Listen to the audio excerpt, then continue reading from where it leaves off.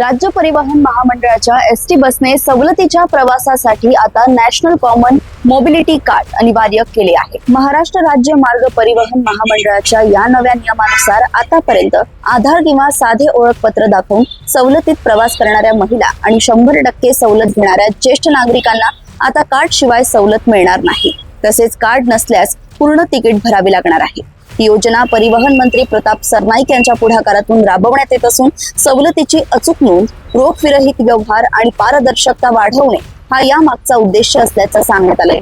कार्डसाठी 199 रुपये शुल्क असून जुने स्मार्ट कार्ड दिल्यास 149 रुपयात कार्ड मिळणार आहे। हे कार्ड प्रीपेड स्वरूपाचे असून किमान 100 रुपयांचं शिल्लक ठेवणे बंधनकारक आहे। मात्र ग्रामीण भागातील महिला व ज्येष्ठ नागरिकांसाठी कार्ड काढणे व रिचार्ज करणे अडचणीचे ठरण्याची शक्यता व्यक्त केली जात आहे। सवलतीचा प्रवास अधिक पारदर्शक आणि रोख विरहित करण्यासाठी महाराष्ट्र राज्य मार्ग परिवहन महामंडळाकडून NCMC कार्डची सक्ती करण्यात आली असली तरी प्रत्यक्ष अंमलबजावणीत प्रवाशांचा गैरसोय होऊ नये हीच अपेक्षा आहे। अशाच घडामोडी व अपडेट्स मी ऐश्वर्या आपल्यापर्यंत घेऊन येत राहील। तोपर्यंत बघत रहा देशोन्नती। नमस्कार।